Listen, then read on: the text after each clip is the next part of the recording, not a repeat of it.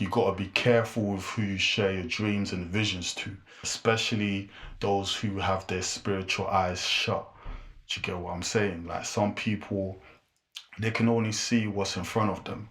So if you're trying to share something from God, that's coming from God, which is supernatural, which is in the spirit, people that have their spiritual eyes shut, they're not going to be able to see that. They're going to label you crazy. They're going to say, have you lost your mind? Do you know, they're going to try and put you in a mental home.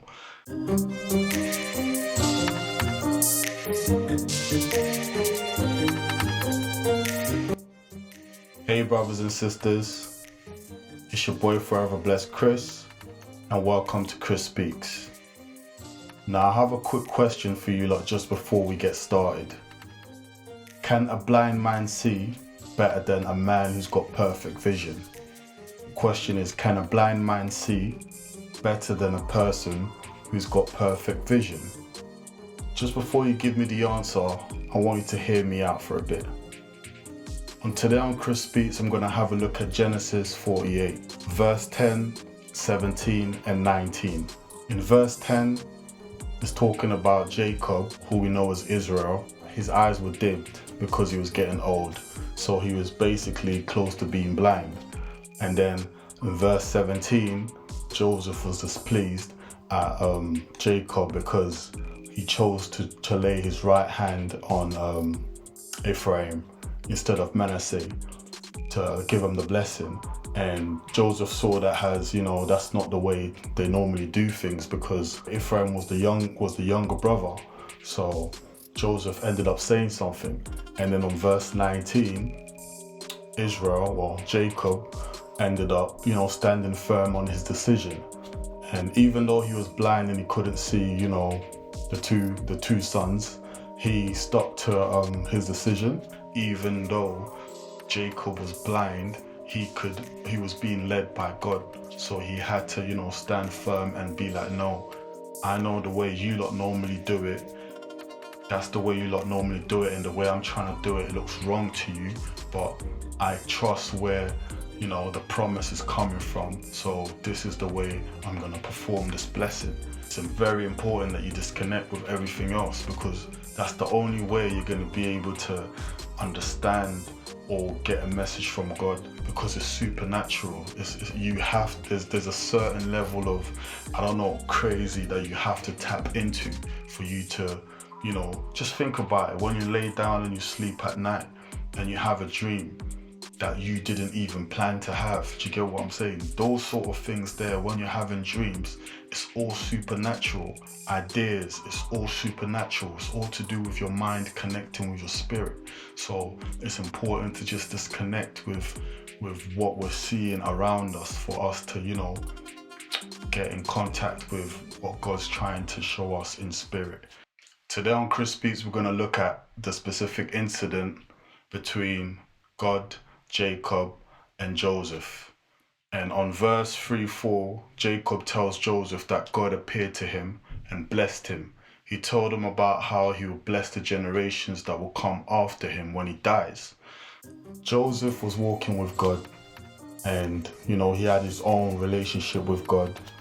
For those who know the story of Joseph, he was a man that really walked with God and could hear God, and God was really directing him, was really mastering his footsteps.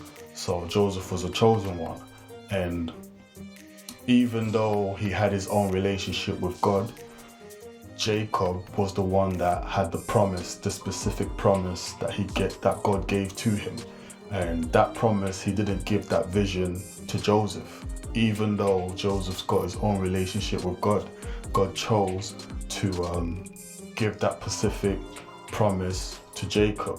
So that's why Jacob says, one of the verses, he was basically telling Joseph, look, I know what I'm doing. I know I'm blind, but I know what I'm doing, because God already, spoke to him about things, about a specific vision. At that time, when I look at that scenario, it's showing me that it wasn't about who can see what's present. It wasn't about who can see what's in front of them. Because if you look at what's in front of them, it was just, there was Joseph looking at his two sons and seeing that the way that Jacob was, in the manner of how he was doing it, the approach that Jacob took to do the blessings, to perform the blessings to his two sons, it was wrong. Do you get what I'm saying? He could clearly see that it was wrong because Ephraim was the younger brother. It was supposed to be Manasseh. If everyone looks at that, you'll look at that and be like, you know what, Joseph's in the right because for speaking out, because the way Jacob was doing things was not normal, was not what they were used to. It's just one of those things where we have to look at it as God is the one that can see what's ahead. He's not paying attention to the two sons that's in front of Jacob and Joseph. He's not paying attention to how people normally do things.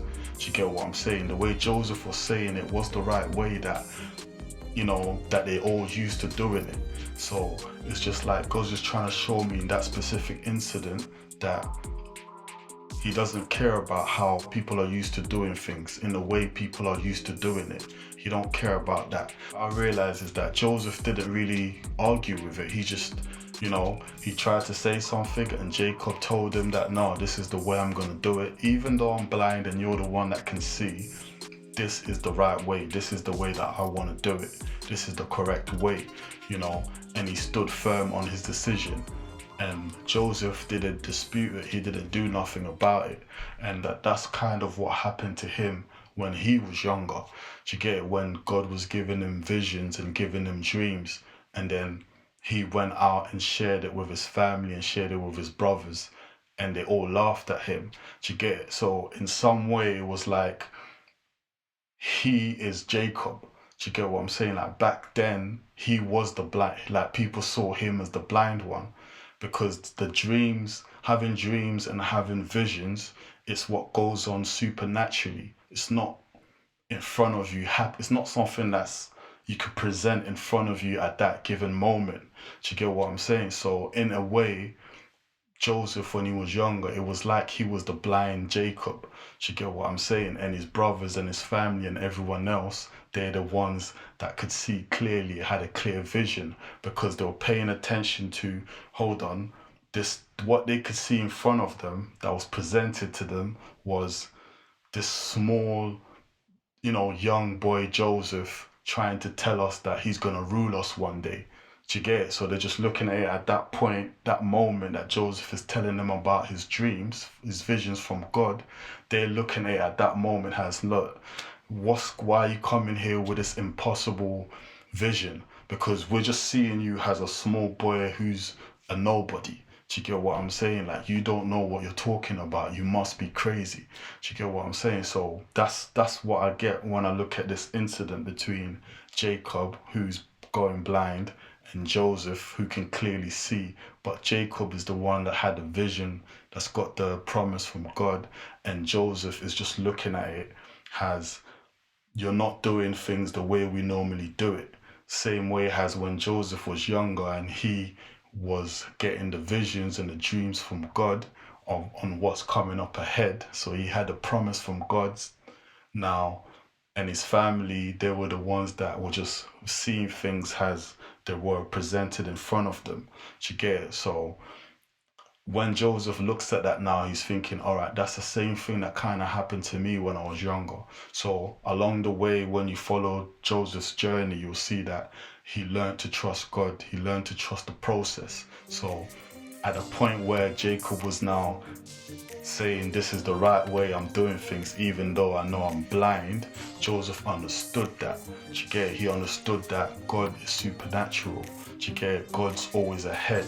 And when he gives someone a vision and a dream of something ahead, most people won't understand it because they're just looking at it as, you know, what's going on in the present. See, the world will call you crazy and they'll insist for you to be in a mental home for half of the stuff that God's showing you to do or what's coming up.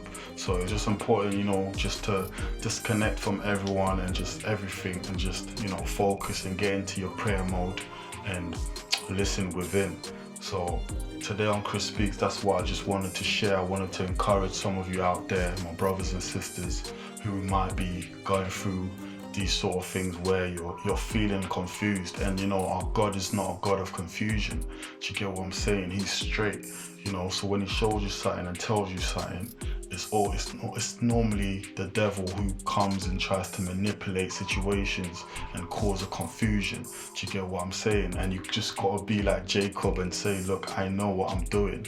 Like, God's put something in your spirit. He might have put something in your spirit, something for you to go out and do, and you've probably shared it with your friends or with your family, and they're just looking at you like you're weird and you feel discouraged. And I'm just here to remind you, like, no, like, just, keep praying, get your prayers up, and just, stand with authority and be obedient, and just, keep going towards your purpose. So back to the question that I asked earlier, can a blind man see better than a man with perfect vision? And the answer is yes, if he's being guided by the Most High. Jacob was being guided by the Most High. He had a vision, he had a promise from the Most High. So even though he couldn't see with his two eyes, he was being led, and that made him walk with authority and know that what the decision he was making was correct, even though he knew that Joseph was the one that could clearly see the difference between the two sons. My name's Forever Blessed Chris. Make sure you check out my next video, and I'll see you on my next video. And make sure you like it as well if it's helped you out today in some way, and share it to your friends and family and your colleagues, and I'll see you on my next video.